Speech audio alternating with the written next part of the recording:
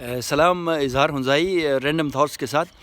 آج کا جو موضوع ہے وہ گلگت بلتستان کی آئینی حیثیت ہے۔ جیسا کہ ہم دیکھ رہے ہیں حکومت پاکستان جو ہے گلگت بلتستان کو کے بارے میں جو اپنی لانگ ٹرم پالیسی ہے اس کو چینج کرنے کے لیے مختلف زاویوں سے سوچ رہی ہے اور آئین میں ترمیم کر کے گلگت بلتستان کے خطے کو پاکستان کا آئینی حصہ بنانے کے بارے میں ایک سوچ جاری ہے۔ اور یہ ایک انتہائی خوش آئند بات ہے، کیونکہ گلگت بلتستان کے لوگوں کے لیے جنہوں نے 73 سال سے جو ہے اس دن کا انتظار کیا ہے، یہ ایک اہم قدم ہوگا اور ایک اہم سٹیپ ہوگا، مگر یہ ضروری ہے کہ اس کے لیے خاص تیاری کی جائے۔ اور اگر بغیر کسی تیاری کے گلگت بلتستان کو پاکستان کا صوبہ بنایا جاتا ہے تو اس کے امپیکٹس ہیں، اس کے ریپرکشنز ہیں جو مقامی جو فائدے کے بجائے نقصان ہو سکتے ہیں۔ مثال کے طور پر گلگت بلتستان کی آبادی بہت کم ہے اور وہاں پہ چونکہ 73-74 سال کے مارجنلائز حیثیت ہونے کی وجہ سے وہاں پولیٹیکلی بھی لوگوں کی ترقی نہیں ہوئی ہے اور وہاں پہ اکنامک ترقی بھی نہیں ہوئی ہے، لوگ وہاں پہ بہت ولنریبل ہیں اور ایک بہت ہی فرجائل سچویشن ہے، ایک کمیونٹیرین سیکٹیرین ایک ایشوز بھی ہیں۔ اور اگر بغیر تیاری کے اس کو پاکستان کا حصہ بنایا جاتا ہے تو لیفٹ رائٹ سینٹر سے لوگ آئیں گے اور ایک یلغار ہوگی اور گلگت بلتستان کے لوگ جو ہیں وہ ڈیموگرافکلی جو ہے نا اپنے علاقے میں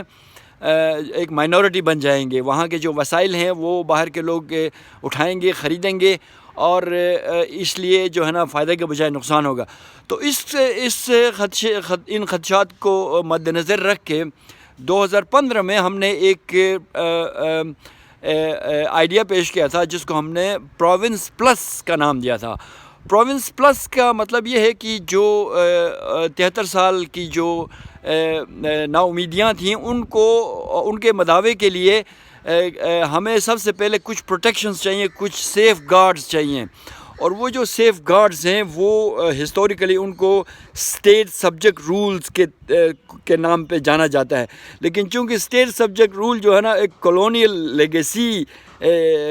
ہوتی ہے تو اس لیے ہم نے کہا کہ پروونس پلس کرتے ہیں۔ پروونس پلس میں یہ ہے کہ مقامی جو ریسورسز ہیں، جو قدرتی وسائل ہیں، ان پہ مقامی لوگوں کی جو اونرشپ ہے اس کو ریکگنائز کیا جائے۔ یہ پہلا اصول اور پہلا جو ہے نا سٹیپ ہے، پہلا سیف گارڈ ہے۔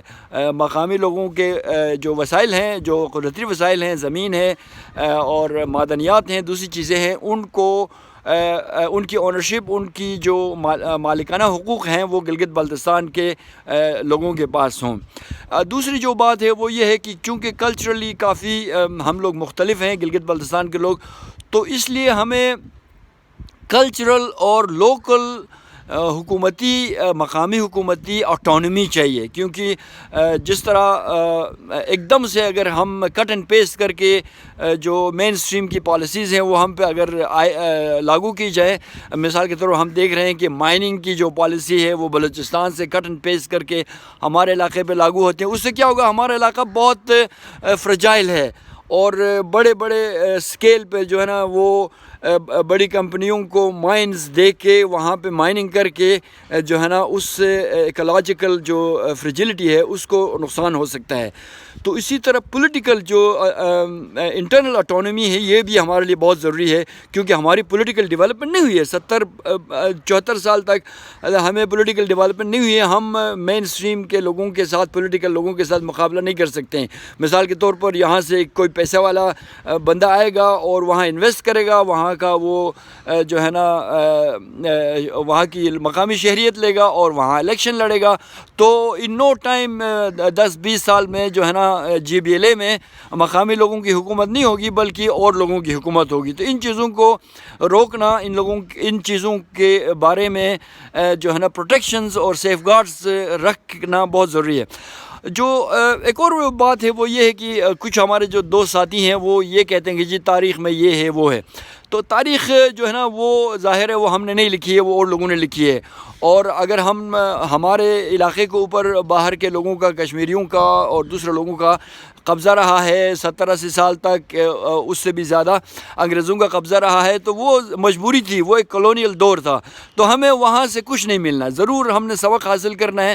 ہمیں جو ہے نا وہ آگے کی سوچنا ہے، وہ فیوچر کے لیے سوچنا ہے. تو یہ بہت ضروری ہے کہ جو پاکستان کے جو کی اسٹیبلشمنٹ ہے، خاص کر جو ہمارے جو سیکیورٹی اسٹیبلشمنٹ ہے، وہ اس چیز کو دیکھے کہ مقامی لوگوں کو اپنے ساتھ ملا کے ترقی کے دھارے میں ڈال کے چلنا ہے، نہ کہ وہاں پہ لوگوں کو ڈرا کے دھمکا کے دونس جما کے جو ہے نا وہ مفید بات نہیں ہوگی.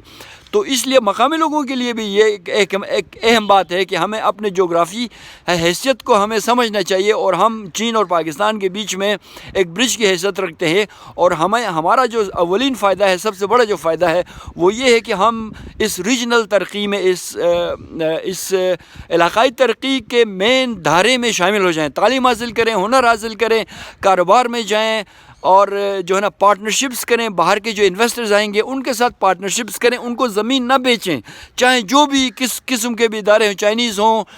ہمارے اپنے علاقے کے جو پاکستان کے کمپنیاں ہوں یا انٹرنیشنل کمپنیاں ہوں، ان کو زمین نہ بیچیں، ان کو اپنے وسائل نہ بیچیں، ان کے ساتھ پارٹنرشپ میں اپنے وسائل کو ڈیولپ کریں. تو یہ کچھ ایسی چیزیں ہیں جن کو ہمیں سوچنا چاہیے، لیکن ہمارا ایک کامن خواب ہونا چاہیے، ایک کامن ویژن ہونا چاہیے، ایک شیئرڈ ویژن ہونا چاہیے. جو حکومت پاکستان کے اندر جو